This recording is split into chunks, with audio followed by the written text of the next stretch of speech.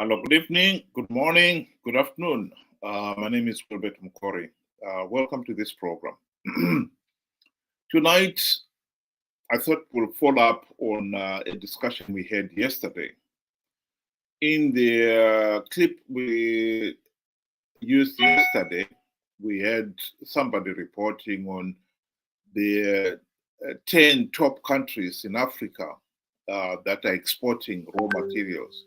Zimbabwe came in at position number 10, exporting nearly $10 billion worth of raw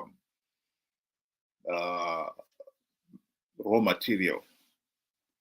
This is in the form mostly of minerals for Zimbabwe. But I'm sure that report, although it didn't go into detail of what was included in those exports, that will also include probably things like tobacco and so forth. And yesterday I did mention that one of the weaknesses in that documentary is that it does not highlight the most important thing in Zimbabwe's exports, which is corruption. I would like us to listen to this documentary from Al Jazeera. It was aired last year, called The Gold Mafia. And it clearly shows the details of how Zimbabwe has lost billions of dollars in the serious looting that is taking place. And in the looting of gold alone, Zimbabwe is believed by the producer at the end of the 4-part series. They actually talk of the amount of gold that Zimbabwe is possibly losing, is that it's losing maybe 80% of the $2 billion gold exported. It's looted, it's not recorded. So, what is recorded then is a fraction of the gold. And then, of course, the other problem is that the looting that does not only happen in the gold, but also happens in diamonds, lithium, and many other resources as well. But let's just listen to this Al Jazeera documentary, and then we'll come back and discuss it.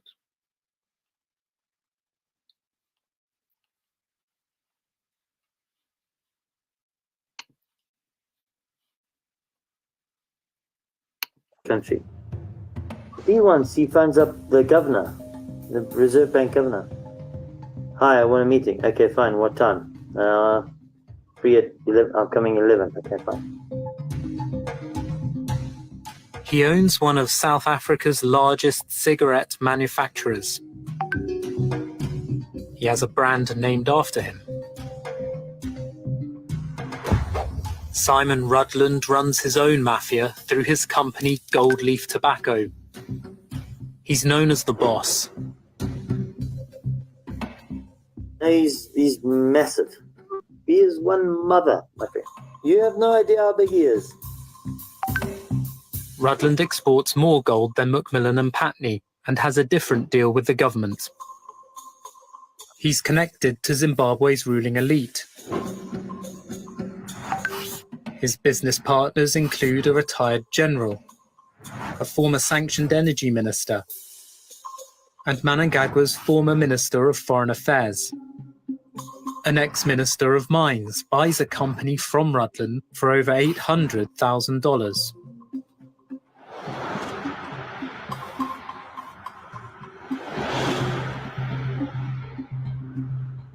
Simon Rutland, I know him 100%. He flew out the day before yesterday on a private charter. Moses Nango works for South African Airways at Harare Airport. He offers to help the I Unit's undercover team to smuggle gold. I've been working at the airport for the last 23 years. I've been helping people to move gold. I've been helping people to move money. I've been helping people to move diamonds. Simon Rutland has got a special deal. What they do is once if they get the gold, they get the escort all the way to the airport. They've got 3 to 5 people taking the shit out of the country. They carry gold. They give him the gold. He has a contract to move from Fidelity to Dubai. They do rotations. At times there are 3 people at one flight, depending on the volume. When they get by the security checkpoint, their bags are stage. They go with Emirates from Zimbabwe. CK714, that's the flight they leave with from Harare to Dubai. They normally travel in either business class or first class. Someone that's got serious buyers in Dubai already. Somebody's going to be waiting with the money.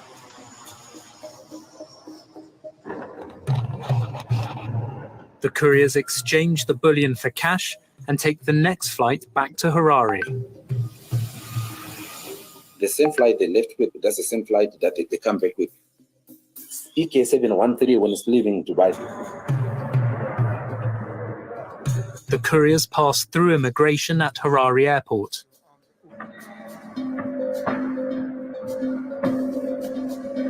They're all white. There's Kid Patrick. Flight manifests show he makes the trip 13 times in 2 months.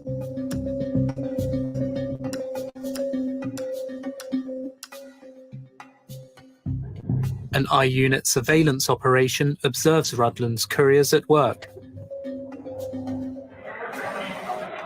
Talmage George Alexander is spotted in a check shirt.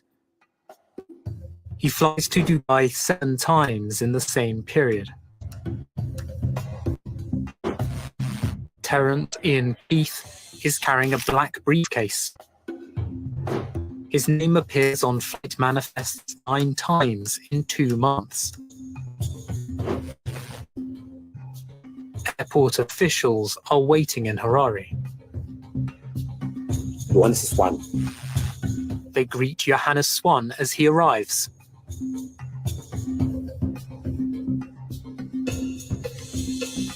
Johannes Swan Sr. and his son Johannes Jr. appear on flight records a total of 10 times. There's Peter Bowen. Peter Bowen travels 10 times during the same 2-month period.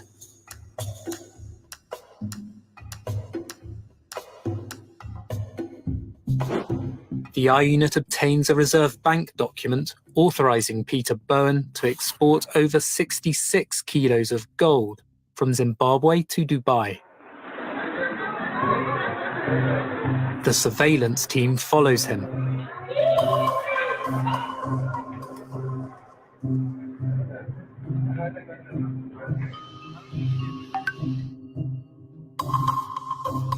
Bowen lands in Dubai at 6:40 in the morning.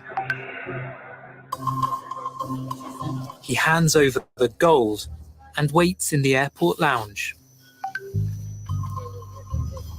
Just 3 hours after he arrives, he's back on the plane. When they get here to Harare, they just come outside by the arrival exit, hand over the cash, get another consignment, got on the same flight, going back again. Rutland's couriers earn cash for Zimbabwe's leaders.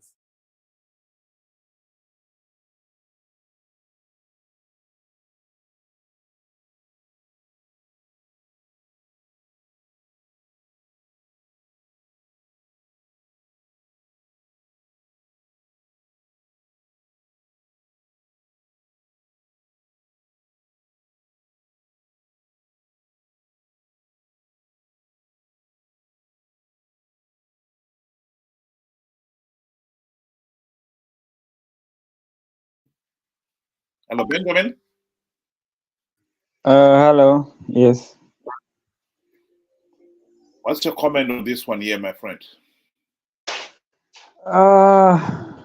You know, my comment, I would start to say, you know, I think the documentary was very enlightening, and it showed. I thought probably it would have shown, you know, a majority of Zimbabweans how it affects us, what is going, the level of corruption, how it affects us and our you know, our livelihood, because these are our minerals at the end of the day. But funny enough, you know, it was just a frenzy for that time, and it soon just fizzled out, and no action was taken out. Nobody asked for accountability or asked the questions to say, why is this happening right underneath our noses? You know, I feel, you know, we did not, you know, do justice to those that did the video to enlighten us, that did the documentary to enlighten us and to show us what is happening in our country, why we are in this state that we are in the first place. It's like we couldn't have been any bothered about what was happening. And I feel, as Zimbabweans, we let down ourselves, and we let down those that put in the effort. Well, I couldn't agree with you more there, Benjamin. I think it is a pity that after all the revelation, because one of the problems that we've always had in Zimbabwe when it comes to issues like corruption is, well, most of us knew there was a lot of corruption going on. We really could not put any figures to it. How much is being looted? How is it being looted? That kind of detail. So we didn't know all that. But that documentary actually did lift the veil on the secrecy that surrounded the corruption. And I totally agree with you that it is a pity that Zimbabweans have not taken that issue to heart and say, no, this is not right, and really pursued it with the passion and commitment what I demanded. I totally agree with you. But the other aspect I also am disappointed with is that when we look at a documentary like this, that's when we realize that the figure we were playing with yesterday, that Zimbabwe exports $10 billion worth of raw materials, is actually insignificant compared to the reality of the wholesale looting that's taking place. Because the documentary, that Gold Mafia documentary by Al Jazeera, said that they believe that as much as 80% of Zimbabwe's gold was being exported through the Gold Mafia. In other words, it will not appear on any record book at all. So it's disappearing, and it's not even recorded. And it's not only in diamonds. In gold. It's also happening in diamonds and other minerals and other resources like wildlife trophies and so forth. So this is a serious business in Zimbabwe. And I think that is another issue that I really would like, that personally I was disappointed with. I agree with you. I mean, let's look at what the documentary unveils. It says somebody would go to Dubai, go live, gold. They come back on the next flight, and straight away when they get to Harare, they're just handing over the cash, and they're going back with the next consignment. And you find each and every one, they at an average, they're traveling there 9 to 10 times, within a space of 2 months. And it's not just one person. These are a lot of people, some to an extent that is father and son, that are actually doing this on a regular basis. So yeah, when you talk of to say Zimbabwe realizes $10 billion in in raw material exports, I think it's just a fraction compared to what is really going on underneath. I mean, Zimbabwe is very rich. Let's be honest. We shouldn't even be worrying about foreign currency. You know, we had diamonds, we have gold, even the lithium that is there. I mean, it's very good grade. But right now, trucks are moving out with with lithium. But where is the money going? Where are the transactions? You cannot follow because of the level of corruption that is involved. Hence, you find Al Jazeera did for us a favor and showed us, the level of corruption that is happening within Zimbabwe, who are involved. And I believe these are some of, the people that are involved, the big players. They are also, the lieutenants that are also doing the same thing underneath the big chefs, back.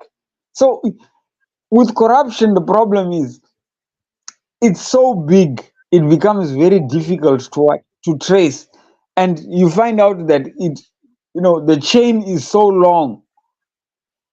You will find probably I believe when it comes to gold, it could be way more than 80% that is going out that we don't know about. Because I mean, we know there's illegal gold mining that happens in Zimbabwe, and there are small part-time buyers.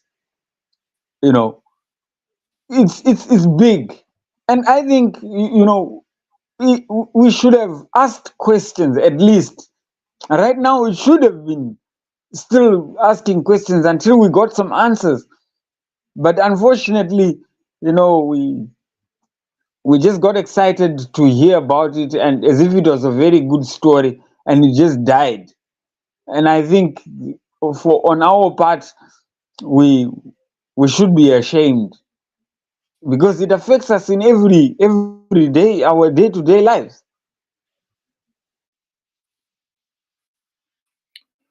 Thank you, Benjamin. I think the beneficiary, for those people maybe who did not have a chance to watch this South Jazeera Gold Mafia, you can actually Google and you'll get, I think there's something like 4 or 5 episodes of it.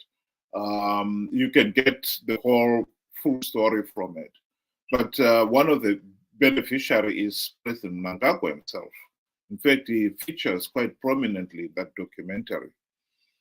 And one of the things that has emerged in the last week, in fact, is confirmation by one of the gold mafia operatives saying that Mnangagwa got a war chest of $240 million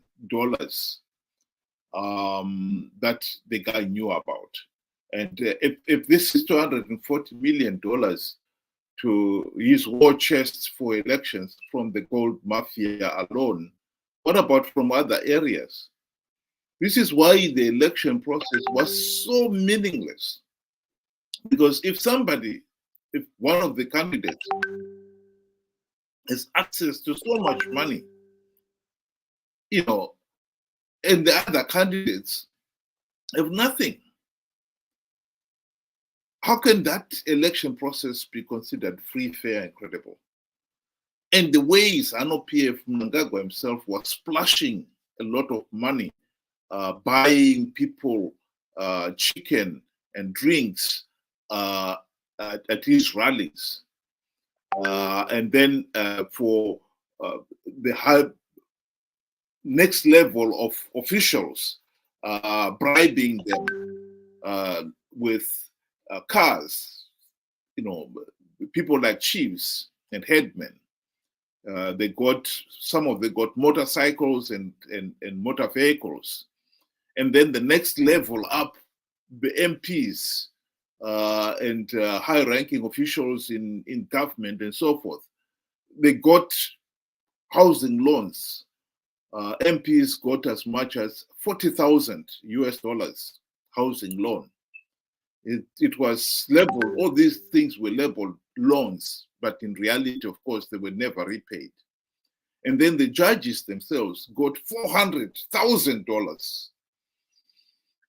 His deputy ministers got $230,000 housing loan, and the directors in the CIO and so forth got similar amounts, and the cabinet members, ministers, got $500,000. The amount of money that he was splashing is unbelievable. So I totally agree with you. We let ourselves down, because when you're looking at somebody who has got such access to so much money, and then he uses that money to rig elections, we are caught up in this cycle then. He cannot be defeated. You cannot get him out of power. And as long as he remains in power, he continues looting and even bribes some of the opponents. And when Chamisa resigned, complaining that his party troops had been infiltrated by Zanu PF, this is where it is easy for him to infiltrate the opposition, because he's got so much money. And I think that is the cycle that we are caught up in. And I think in Zimbabwe, we really need to address that problem. The looting, we need the democratic reforms so that we can have free, fair, and credible elections. There would be no such blatant abuse of the nation's resources. That is, I think, the most important thing that personally these two videos should show us. So I don't know whether you would like to give your closing remark there, Benjamin. Yes, thank you. I would just want to say to the people of Zimbabwe that, such documentaries are of no benefit to the producers. They benefit us. And as such, we should take these documentaries as enlightenment, and take advantage, of asking now the right questions, focusing and probing to demand that people should be held accountable. Up to today, there's no arrest that has been made. It's business as usual. And if you were to ask yourself further and say, do you think they have stopped? Oh no, now they've actually increased, because they know that they can get away with it, right? If they were carrying 66 kgs, now I believe now they can go ahead and double that amount, because they know no one is going to be worried about it. So by us keeping quiet, we are giving a green light to say, okay, continue as you are. We don't worry about it. But at the end of the day, this is our livelihood, right? We want jobs. If things were done the right way, there would have been, proper companies that are doing all these minings, proper companies that are doing the processing of our minerals. Yesterday we spoke of companies that closed just in the iron sector. You're looking at Zisco Steel. Zisco Steel employed so many people you did not even know some of the people that were on your shift, yet alone the ones that worked different shifts. That's how big Zisco Steel was. And it had subsidiaries, the Lancashire Steels, the Steel Force. All those collapsed, And then if we ask ourselves where we want jobs, how do we ask ourselves we want jobs when we know where exactly our jobs are going? Corruption is the one that is killing our country. And we should take this year seriously. We should ask questions. It hasn't died. It's still going on right now. We should ask questions. We should demand for the questions, because it's our right. Every Zimbabwean owns this. Every piece of Zimbabwe is owned by us. It's not owned by the president. That is nonsense what was being said, that the president owns this. The president doesn't own anything. Zimbabwe is for Zimbabweans. And we should get answers. Thank you very much, Benjamin. To just address the issue that you brought up of we should complain, but I think the only realistic way of changing the situation in Zimbabwe is actually implementing the democratic reforms so that we've got an accountable government. Zanu PF will never reform itself out of power and will never meaningfully implement any meaningful measures to stop the looting. You are right. Many of the officials were told that they were suspended, but I'm sure they were all told that don't worry about it. You'll be back in your old job. Or some of them, even if they were suspended, they were given something else to do. So the corruption, because it involves so many people at the top, and those people who have been suspended, they will never be sent to jail, because if he dared send them to jail, then they can sing and tell the world, the level of corruption that has been happening and the individuals involved. And people like Mnangagwa himself was named in the documentary, and you would not want the story to carry any further by one of the arrested individuals revealing how Mnangagwa was involved. So those arrests, you can forget it. They will never happen, because there are too many people involved. And if you are the godfather himself of the looting is the president, and the documentary itself clearly stated that Mnangagwa was at the top of that gold mafia looting. You can bet nothing will ever happen. So I think the best hope is to have reforms, and in this particular case, to push for reforms. And that unfortunately has not happened. And unfortunately, the opposition has been corrupted to the point of participating to give the vote rigging Zanu PF legitimacy. And that is not helping the country at all. Thank you very much, Benjamin, again. And thank you very much, the listeners who were able to join us tonight. And hopefully we'll meet tomorrow again. Thank you very much. Good night. Good night and goodbye.